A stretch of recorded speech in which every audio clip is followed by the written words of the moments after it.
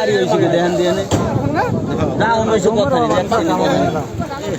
নিচের মাটি নাই চালু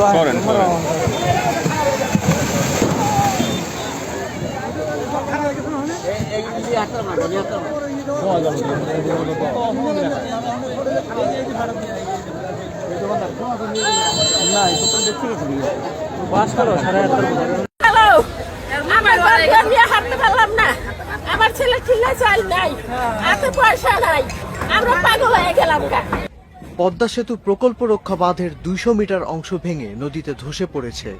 এতে ৮টি ব্যবসা প্রতিষ্ঠান ও ১০টি বসতবাড়ি নদীতে বিলীন হয়ে যায়। নিরাপদ দূরত্বে সরে গেছেন আরো ২০টি বাড়ির বাসিন্দারা। রান্না করছে বাদ তো সরাইতে পারে নাই, সরানোর কোনো অবস্থা নাই, ঠিক আছে, আর কোনো জায়গাও নাই।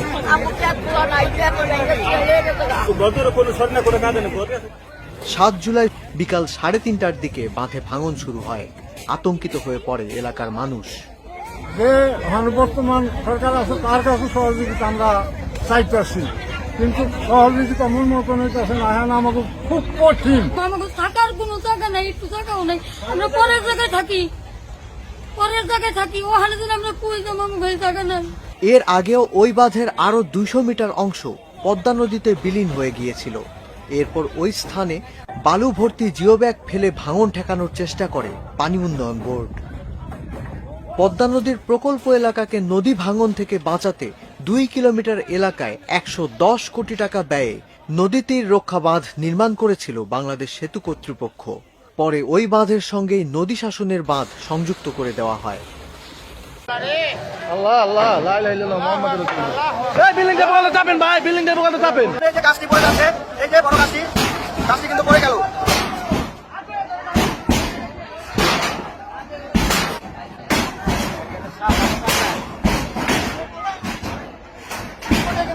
জায়গাটি ভেঙে গেল, এই যে রাস্তাটা পড়ে গেল, আপনারা দেখছেন, খুবই দুঃখজনক বিষয়।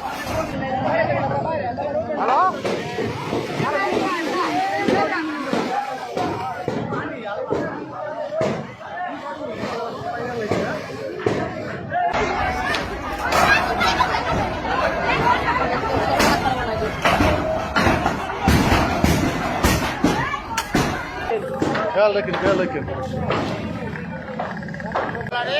আল্লাহ আল্লাহ লা ইলাহা ইল্লাল্লাহ মুহাম্মাদুর রাসূলুল্লাহ। এই বিল্ডিং এর বলতে চাপেন ভাই, বিল্ডিং এর বলতে চাপেন। নৌকাটা কার? এই জায়গায় সুদ দেখায় পড়ছে।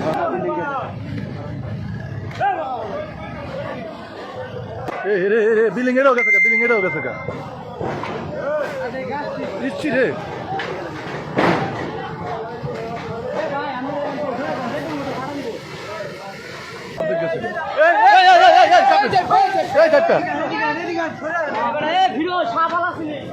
কত বড় নিছে? আয় হায় রে, পুরো ঢালে ছেড়ে দাম কেমন? বিল্ডিং এটাও যাবো কেনা? আয় হায় গেছে, পুরো ভিজে গেছে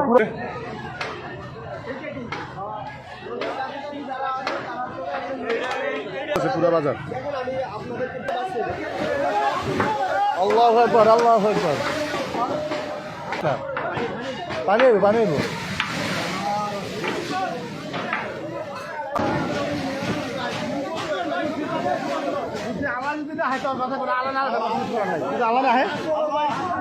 আল্লাহ